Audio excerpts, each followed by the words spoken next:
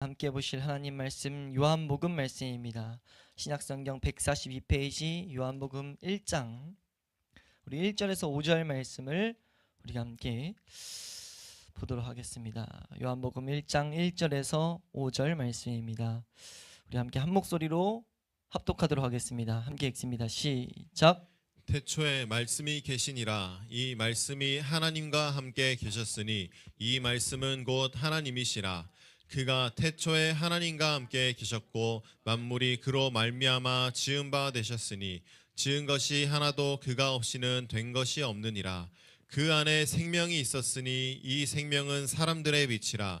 빛이 어둠에 비치되 어둠이 깨닫지 못하더라. 아멘. 예, 우리가 오늘 예배를 오늘 주일 예배를 성탄 기념 예배로 드립니다. 우리가 이 성탄 기념 예배로 드리는데 이 시간 우리가 분명히 좀 알아야 될 것은 우리 교회 단톡방에 한번 올려드렸는데 자세한 내용은 이 성탄절이라는 이 어떻게 보면 기념일이 대단히 성경적이지 않다는 것을 우리는 분명히 해놔야 됩니다. 우리가 이 성탄 기념 성탄절에 성탄절을 앞서서 기념 예배를 드린 이유 중에도 한 가지가 잘못된 것을 바로잡기 위함이 있는데 이 성탄절이라는 절기는 성경에서 나온 내용이 아닐 뿐더러 좀 더 자세히 보면 볼수록 대단히 마귀적입니다.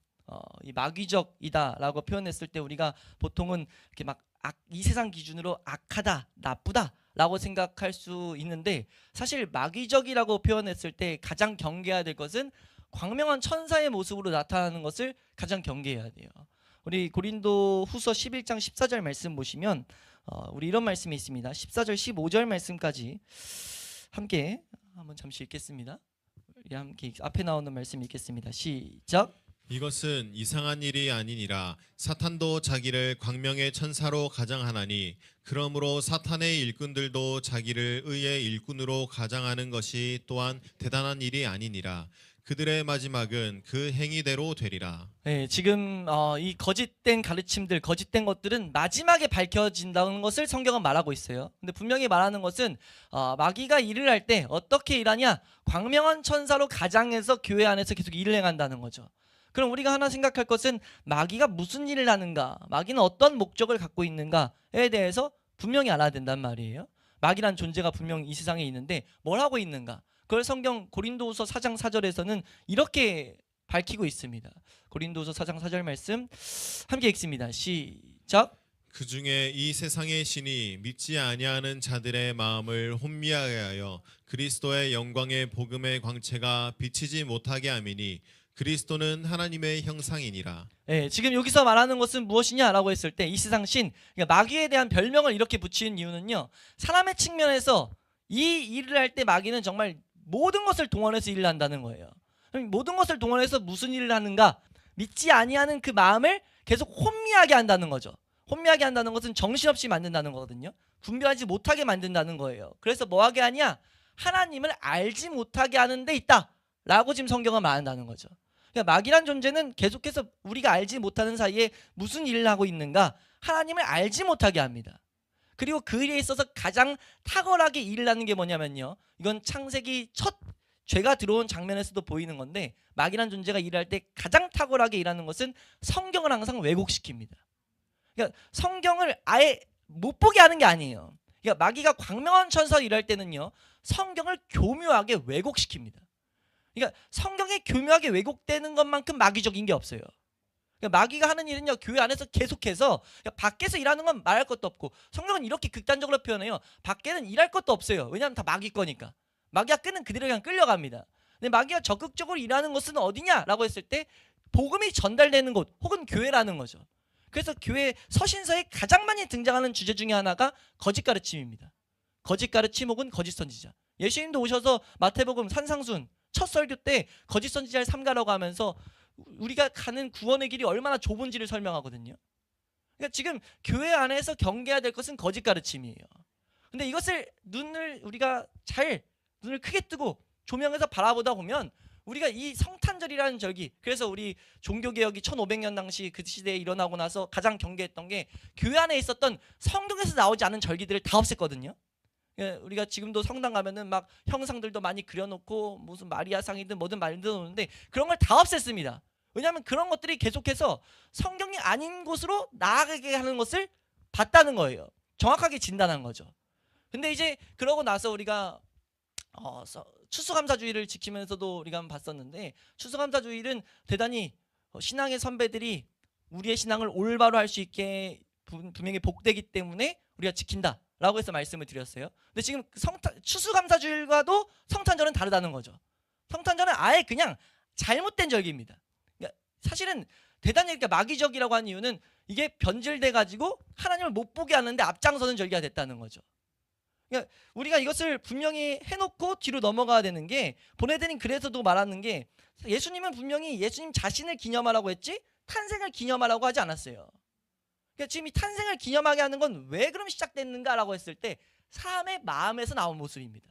사람의 생각에서 하나님을, 물론 시작은 좋을지 몰라요. 하나님을 더욱더 이렇게 내가 잘 섬기고 싶다, 잘 예배하고 싶다라는 측면에서 예수님 오신 거 얼마나 기쁜 일이냐 라고 하는데, 성경에서 그 기쁜 일을 어떻게 대하라고 하는지를 안 배우고 자기 생각, 사람들의 생각으로 그 예수님의 오심을 기뻐하기 시작했다는 거죠. 그래서 이게 이방 종교처럼 바뀌었습니다.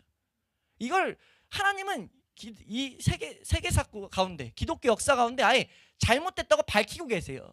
어떻게 과거, 현재를 통해서 계속 밝히고 있는데, 성탄절만큼 죄악이 만연한 날이 없습니다.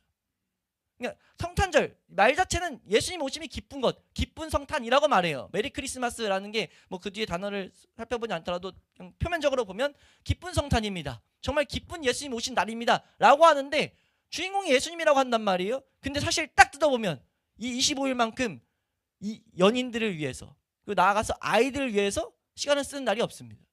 예수님이 어디 있어요? 예수님 없단 말이에요. 왜 하나님이 그럼 이게 정말 복되다면 왜 그렇게 방치하셨겠냐는 거죠.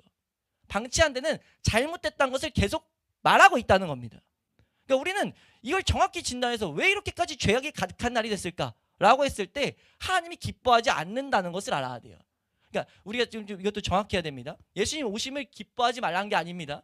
예수님 오신 날을, 예수님 오신 것을 우리 마음대로 생각하는 것이 잘못됐다는 거예요. 그러니까 지금 성탄절은 완전히 세상 축제가 되어버렸습니다.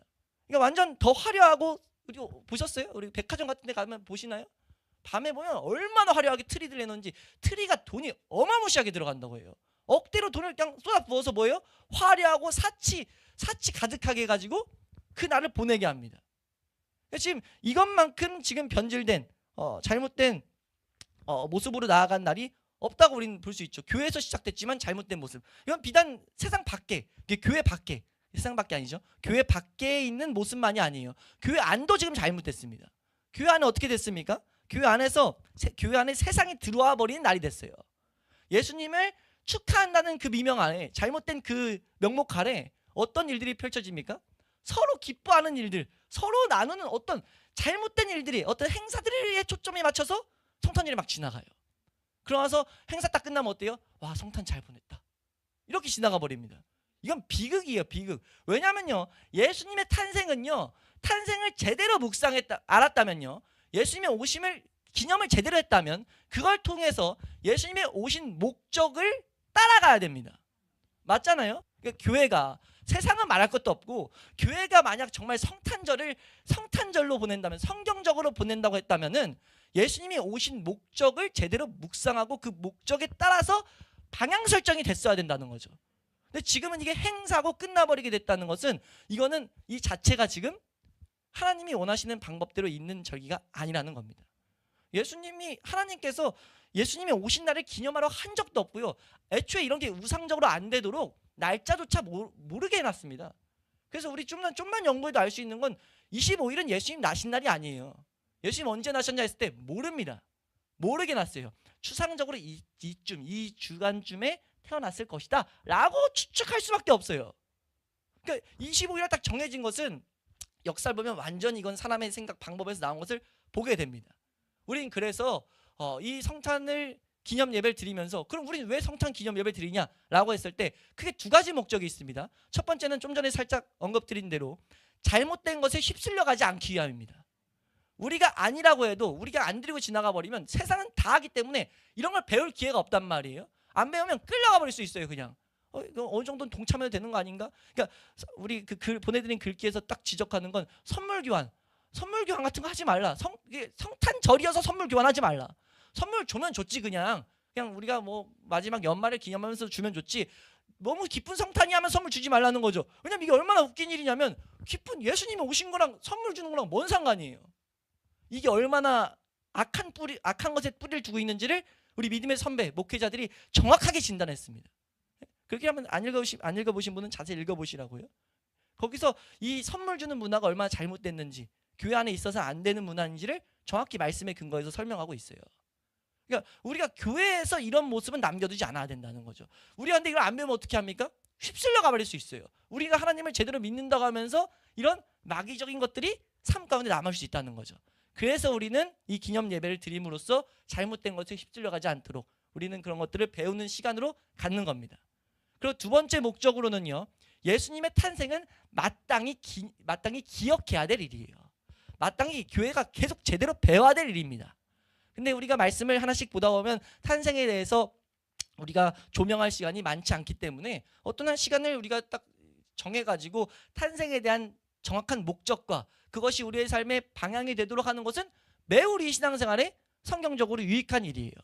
그래서 우리가 성탄 기념 예배를 드린다고 했을 때 이것을 올바로 기념하는 것은 무엇이냐? 잠깐 설명드렸던 대로 예수님의 오신 목적에 대해서 그리고 오신 그 사건에 있는 파생되어 있는 말씀들을 알아보는 게 우리가 가장 이 성탄절을 잘 보내는 일이다 라고 우리는 아시면 되겠습니다.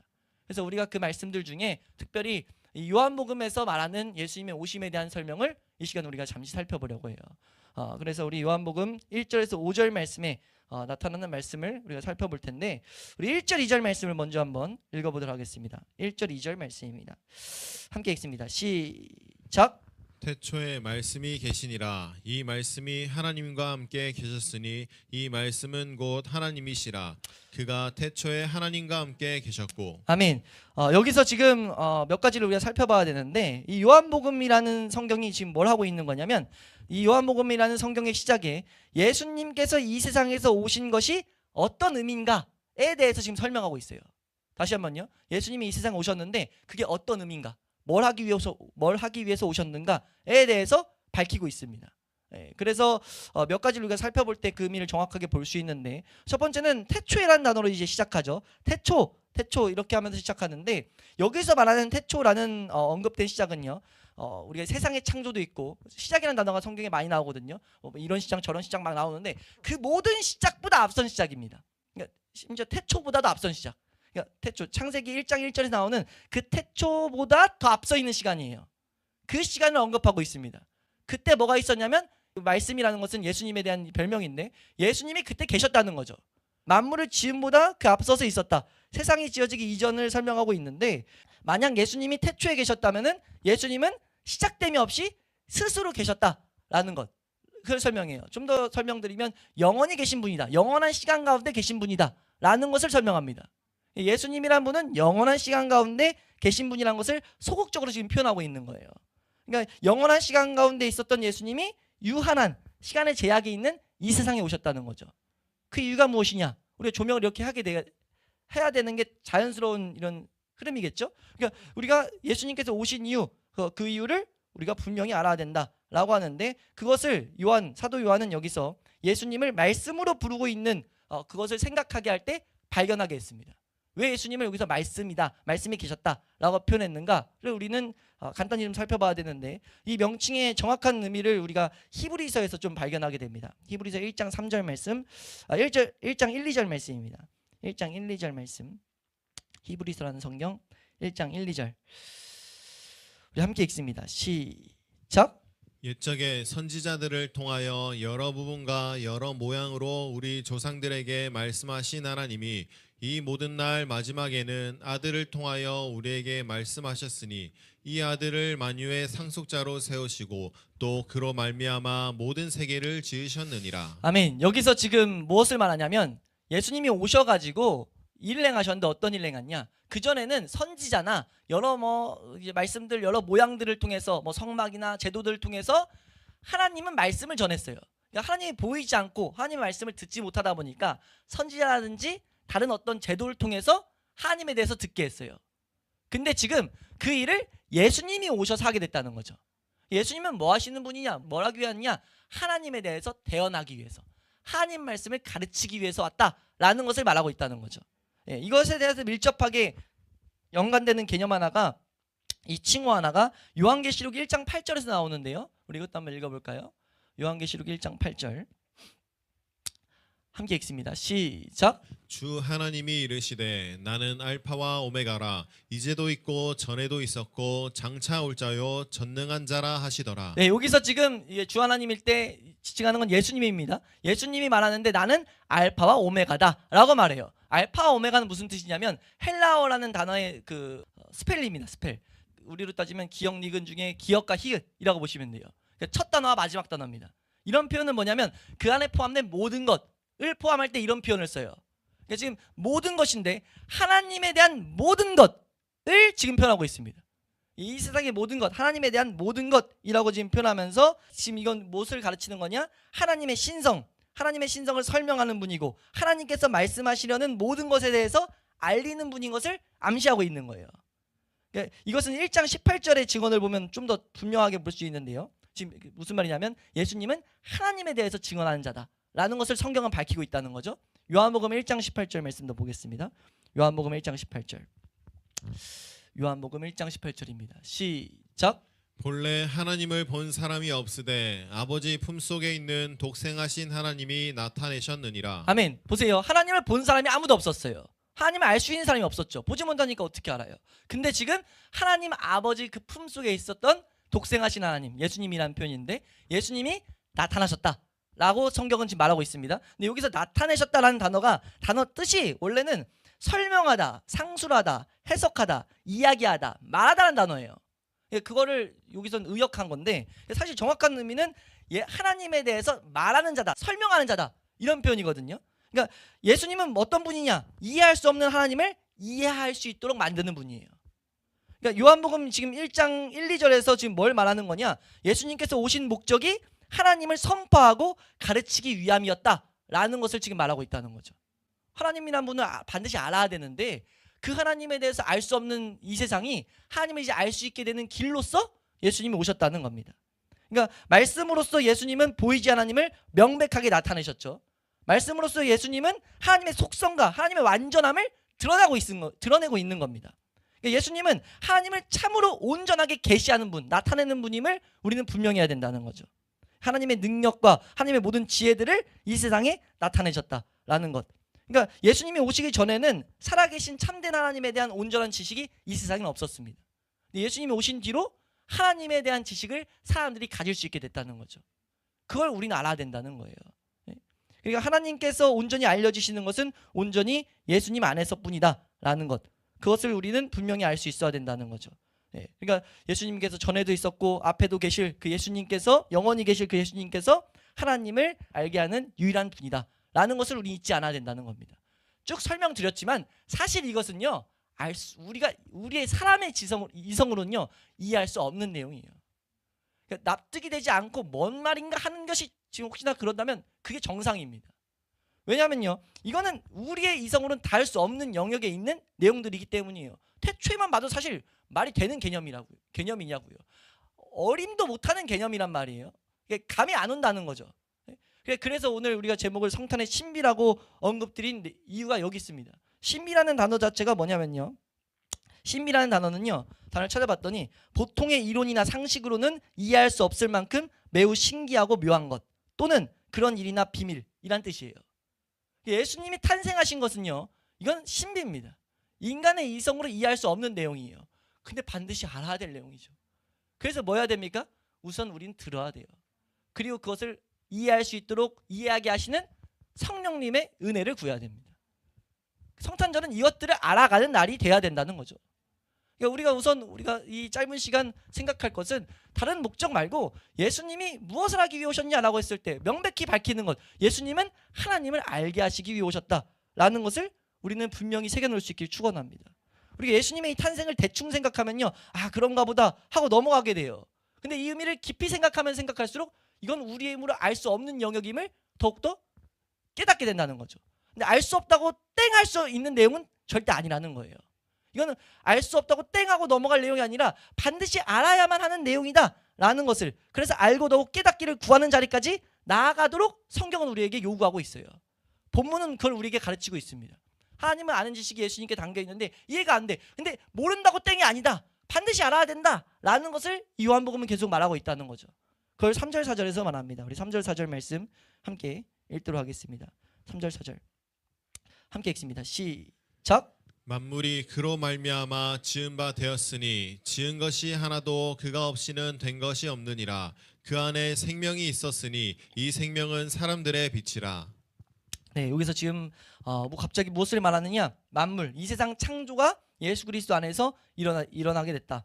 크게 보면 하나님이 이 세상을 만드셨다. 만드시고 끝이 아니죠. 만드시고 세상을 운영하고 계신다라는 것을 말해요. 이게 만드셨다는 개념에는 뭐가 포함되냐면 만물을 지금도 운영하고 계신다, 운행하고 계신다라는 것. 이걸 아까 봤던 히브리서 1장 3절에서 분명하게 말하는데요. 3절 말씀도 읽고 우리 개념을 좀 세워놓고 넘어가겠습니다. 1장 3절 말씀 함께 읽습니다. 시작. 이는 하나님의 영광의 광채시요 그 본체의 형상이시라. 그의 능력의 말씀으로 만물을 붙드시며 죄를 정결하게 하는 일을 하시고 높은 곳에 계신 지극히 크신 이의 우편에 앉으셨느니라. 아멘. 그의 능력의 말씀으로 만물을 붙드셨다라는 표현이 여기 나와요. 여기서 붙드셨다, 붙드시며 라는 단어의 의미가 운반하다, 인도하다라는 의미가 이 가운데 있어요. 그러니까 지금 만물을 운반하고 계신다, 만물을 인도하고 계신다. 무슨 표현입니까? 좀만 세상을 생각해 보면 알 수 있죠. 우주가 지금 돌아가는, 막 과학자들이 밝혀놓은 거 있잖아요. 정말 광대한, 이해할 수 없는 정말 넓은 그 내용들, 그거 지금 하나님 하고 계신다는 겁니다. 하나님 말씀으로 지구가 돌아가는 거, 지금 지구가 태양 주변을 도는 거, 공전과 자전 이런 것들, 중력이 있어서, 그리고 우리가 알지 못하는 사이에 비가 오고 눈이 오고, 지금 저기서는 수증기가 일어나서 다시 구름이 생기고 계속 일어나고 있다고요. 이게 자연으로 이렇게 막 일어나는 게 아니라 하나님이 이걸 지금 붙들고 계신다는 거죠. 그러니까 우리가 지금 요한복음 3장에서 1장 3절에서 뭘 말하냐? 하나님은 이 세상을 창조하시고 만물을 주관하고 있는 분이다. 이걸 딱 밝히고 있는 거예요. 이걸 말하면서 이걸 말하는 이유가 무엇이냐라고 했을 때, 만물을 지으시고 만물을 지금도 운영하신다면 생명의 근원이라는 것은 하나님께 있음이 당연한 것이 됩니다. 그러니까 인간사, 이 세계사의 전부의 생명의 근원, 참된 모든 것에 참된 것은 하나님 안에서 나온 것이 명확하게 돼요. 그러니까 우리가 아무리 이런 표현을 한번 말씀드렸었죠. 내가 내 인생을 10년을 살았든 20년을 살았든 30년을 살았든 40년을 살았든 50년을 살았든 내가 내 인생을 내 몸을 나를 가장 잘한다라고 표현할 수 없다는 거예요. 그러니까 이걸 하면서 핸드폰 예를 한번 드렸죠. 핸드폰을 이제 제가 삼성 갤럭시를 쓰는데 갤럭시 핸드폰 5년 정도 썼단 말이에요. 5년 정도 썼는데 이 5년 쓴 핸드폰 이 세상에서 저보다 많이 쓴 사람이 없어요. 맞잖아요. 만든 사람보다도 제가 더 많이 썼어요. 맞죠? 만들었을 때는 당시 뭐 해봤자 1년 동안 만들었을 텐데 저 5년 썼으니까 제가 더 오래 썼잖아요. 만약 10년 쓰면 저보다 오래 쓴 사람 더 없겠죠? 제가 계속 같이 있었고 이 안에 있는 기능들 뭐 다 했었을 거란 말이에요. 그렇다고 제가 이걸 제일 잘하는 사람입니까? 제가 이것을 누구보다 잘한다고 자부할 수 있어요? 다른 사람들은 그렇게 빗댔을 때, 비교했을 때 자부할 수 어느 정도 있을 수 있어요. 아무리 갤럭시에 대해서 막 연구하고 제가 이렇게 했다면은. 근데 만약 갤럭시 제조사에 갔을 때, 삼성 그걸 제조하는 사람에게 갔을 때 그 사람보다 잘합니까? 라고 하면 잘한다고 할 수가 없죠. 비교 자체가 안 되는 거예요. 왜요? 이 사람 만든 사람이니까. 이거에 대해서 고칠 수 있는 사람이니까. 뭔 말인지 이해가 되세요? 지금 창조주를 딱 언급한 이유가 뭐냐면요, 하나님이 지금 이 세상을 만드셨다라는 것을 말하는 이유는 우리보다 우리를 지금 잘 알고 있다는 거죠. 그러니까 어떤 사람도, 어떤 지혜자도요, 하나님 앞에서 내가 날 더 잘 알아요 이런 말 할 수가 없어요. 그런데 그 하나님께서 뭐라고 말하냐? 생명의 근원이 하나님께 있다라고 말해요. 지금 이 안에 생명이 있었다라고 말합니다. 이건 무엇을 말하냐면 사람은 사실 하나님 안에서 생명을 얻게 만든 존재다라는 걸 말하고 있다는 거죠. 참된 생명, 사람이 사람답게 살 수 있는 비결은 하나님 안에 있을 때입니다. 근데 비극은 뭐죠? 모든 인류가 하나님을 떠나게 됐어요. 무슨 말입니까? 성경은 그래서 분명히 말해요. 창세기에 생명이 없는 상태다, 죽어있는 상태라고 말해요. 그러니까 그 죽음은 사람답게 살지 못하게 됐다는 거죠. 이걸 우리가 성경의 눈으로 이 세상을 바라보면 정확히 진단이 됩니다. 성경 그래서 말해요. 하나님을 떠난 사람 모든 사람의 안에 혼돈과 공허가 찾아왔다. 그러니까 혼돈이란 것과 공허한 뭔가 채워지지 않아서 막 사람들마다 뭔가 채우려고 막 아등바등 막 살아가는 거죠. 어떤 사람은 계속 말하지만 뭐 목적이 달라서 뭐 맛있는 거 많이 먹는 사람, 더 즐길 거 많이 즐기는 사람, 인기 많은 사람, 사람마다 다를지 몰라도 그것들 향해 다른 박질이에요. 근데 그 이유를 성경은 뭐라고 하냐면 공허 때문이다. 가봤자 채워지지가 않아요. 그리고 그 가운데는 혼돈이 같이 있죠. 무질서, 질서가 없다는 거예요. 뭐가 옳고 그른지 몰라요. 그리고 이 두 가지가 짬뽕돼서 혼돈과, 그 창세기 1장에서 나오는데 혼돈과 공허가 함께 있음으로써 어떤 것이 도출됐느냐? 흑암이 기쁨 위에 있게 됐다라고 말합니다. 사람이 어떻게 살아가고 있냐? 어둠에 덮여 있는 상태다. 어둠 가운데 있다라고 설명해요. 그래서 성경 곳곳이 보면요, 어두운 곳에서 우리를 불러내어 기이한 빛으로 들어가게 하신 분, 이런 표현이 나와요. 너희는 예수 그리스도를 통해 가지고 예수님 안에 들어간 자들, 생명을 얻게 된 자들에게 뭐라고 말하냐면 어둠에서 건져낸 자들, 건진받은 자들, 어둠에서 계속 끄집어냈다, 이런 표현들을 씁니다. 사람들이 어둠 가운데 있다는 거죠. 그럼 그 어둠 가운데 있다는 것의 사실 근본적인 설명 중에 하나는 뭐냐면요, 하나님을 알 수 없는 상태에 있다, 하나님을 거부하는 상태에 있다 라는 것을 설명하고 있다는 거예요. 그 가운데 지금 예수님은 빛으로 오셨다는 거죠. 빛은 뭡니까? 어둠을 물리칠 수 있는 존재라는 거예요. 그러니까 하나님을 알 수 없는 사람에게 하나님을 알 수 있게 하게 오셨다. 4절 말씀 다시 한번 읽어보도록 하겠습니다. 4절 말씀, 4절입니다. 시작. 그 안에 생명이 있었으니 이 생명은 사람들의 빛이라. 우리 요한복음 8장 12절 말씀. 그래서 예수님이 이렇게 말씀하세요. 함께 읽습니다. 시작. 예수께서 또 말씀하여 이르시되 나는 세상의 빛이니 나를 따르는 자는 어둠에 다니지 아니하고 생명의 빛을 얻으리라. 예수님이 자신의 오신 이유를 계속 설명한다는 거죠. 나를 통해서 하나님을 알 수 있는 빛을 얻게 된다는 거예요. 하나님이 작정하셨습니다. 예수님을 통해서만이 하나님 아는 빛을 얻을 수가 있어요. 우리 고린도서 4장 6절 말씀 보면요, 고린도서 4장 6절 말씀입니다. 고린도 후서 4장 6절 함께 읽습니다. 시작. 어두운 데에 빛이 빛이라 말씀하셨던 그 하나님께서 예수 그리스도의 얼굴에 있는 하나님의 영광을 아는 빛을 우리 마음에 비추셨느니라. 정확하게 설명하죠. 창세기 말씀을 가져오면서 어두운 데 빛이 빛이라 말씀하셨던 그 하나님께서, 그건 사실 뭐냐? 예수 그리스도의 얼굴에 있는 하나님의 영광이 아는 빛을 우리 마음에 비추는 것을 빛으로 설명하고 있다. 이걸 설명하고 있는데 이 내용만 보면 지금 뭡니까? 예수님을 통해서 하나님 아는 빛을 우리가 알게 했다. 예수님 오신 이유가 무엇이냐? 라고 했을 때 우린 분명히 설명할 수 있어야 됩니다. 예수님 오신 이유는요, 하나님을 알 수 있게 하기 위함이에요. 하나님을 보지 못했던, 하나님이 떠나서, 하나님을 떠나고 하나님을 보지도 못하고 보지 못하니까 알지도 못한 그 사람에게 있는, 생명 없는 사람에게 문제 가득한, 그러니까 모든 문제의 근원은 하나님을 떠나 있다. 그 모든 문제를 해결하기 위해서 예수님이 오셨는데, 오시는 첫 번째 스텝이 뭐라고요? 하나님을 알아가야 된다고요. 근데 비극이 뭡니까? 이거를 어둠 가운데 있는 사람들은 기본적으로 거부한다는 겁니다. 이걸 지금 우리가 들었어도 우선 거부한다는 거예요.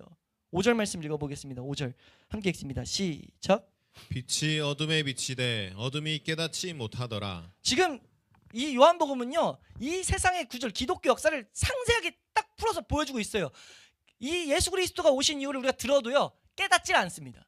근데 깨닫지 못한 그 이유가 뭐냐? 3장 19절에서 이렇게 표현해요. 3장 19절 말씀, 요한복음 3장 19절. 왜 깨닫지 않느냐? 그 근원이 어디 있느냐? 3장 19절 시작. 그 정죄는 이것이니 곧 빛이 세상에 왔으되 사람들이 자기 행위가 악함으로 빛보다 어둠을 더 사랑한 것이니라. 기본적으로 하나님 떠나 있는 상태를 더 기뻐한다는 거죠. 이게 왜 이러냐라고 했을 때 이건 좀 길어져서 간단히만 말하면 우리가 죄를 사랑하기 때문입니다. 이 세상을 사랑하기 때문이에요. 근데 그게 왜 그러냐라고 했을 땐 마귀가 속이고 있기 때문이에요.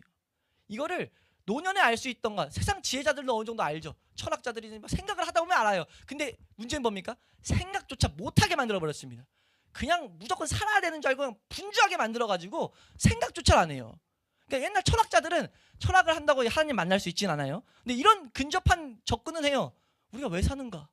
살았을 때 아무리 뭐 돈을 많이 벌든 먹을 거 많이 먹든 즐거운 게 많든 뭔가 채워지지 않는데, 이러다 보니까 철학자들 중에 자살하는 사람이, 하나님을 모르면 자살하는 사람들이 꽤 많았는데, 근데 사실은 생각은 했다고요. 근데 이 시대는 아예 생각조차 안 합니다. 생각조차 안 해가지고 아예 이 자기가 사랑하는 어둠 가운데 계속 있으면서 살아가게 되는 형국인 것을 지금 요한복음 1장 1절에서 5절은 우리에게 보이고 있다는 겁니다. 그래서 우리가 오늘 자세히 보진 않겠지만 6절에서 8절 말씀 보면 그래서 뭐 있냐라고 했을 때 하나님께서 어떤 방편을 정하셨냐라고 했을 때 증언하는 자를 세웠어요. 세례 요한이라는 사람을 세워가지고 이걸 듣게 만들었습니다. 그러니까 깨닫지 못하는 사람들에게 깨닫도록 들어야 된다는 거죠. 들음으로써 이것은 우리가 깨달을 수 있는 자리로 나아가게 된다는 거예요. 그러니까 세례 요한을 세워서 듣게 하면서 우리 8절 말씀 한번 읽어보시면 8절 우리 함께 읽도록 하겠습니다. 함께 읽습니다. 시작. 그는 이 빛이 아니요 이 빛에 대하여 증언하러 온 자라. 네, 우리 증언하러 온 자라라고 하면서 7절 말씀입니다. 7절 함께 읽습니다. 시작. 그가 증언하러 왔으니 곧 빛에 대하여 증언하고 모든 사람이 자기로 말미암아 믿게 하려 함이라. 증언이라는 것은 무엇이냐면요, 내 생각 말하는 게 아니고 본대로 그걸 전하는 자예요. 그러니까 본대로 전하는 자를 세웠어요. 하나님께서 보이시고 그걸 전하라고 세웠습니다. 그 이유는 뭐냐? 믿게 하기 위해서, 빛을 받아들이게 하기 위해서라고 설명하고 있어요. 지금 이것을 이 사역의 의도를 말하고 있는데 지금 사람들은 하나님의 증언의 증거를 받아들임으로써 믿는 자가 된다라는 것을 말하고 있습니다. 지금 이것이 본문에서 말하는 큰 맥락에서의 내용들이에요. 우리가 하나 더 생각해야 돼, 마지막으로 생각해야 될 것은요, 성경이 교회가 나아가야 될 바를 분명히 말하고 있다는 거죠. 우리 베드로후서 3장 18절 말씀 보시면 베드로후서 3장 18절 모든 교회가 나아가야 될 방향이 무엇이냐? 우리 베드로후서 3장 18절입니다. 함께 읽습니다. 시작. 오직 우리 주 곧 구주 예수 그리스도의 은혜와 그를 아는 지식에서 자라가라. 영광이 이제와 영원한 날까지 그에게 있을지어다. 교회는 어디서 자라가냐면요, 예수 그리스도를 아는 지식에서 자라갑니다. 우리가 예수 그리스도를 알게 될 때 생명을 얻기 때문이죠. 그리고 오늘 본 말씀에 빗대서 보면 예수님을 알게 될 때 하나님을 알게 되기 때문입니다. 이것이, 이 내용이 우리가 성탄 기념 예배 가운데 새겨야될 내용인 것을 우리가 기억할 수 있기를 소망합니다. 우리 성탄 기념 예배 때 이걸 살펴본 이유는 무엇이냐? 이 지식을 알아야 된다는 거죠.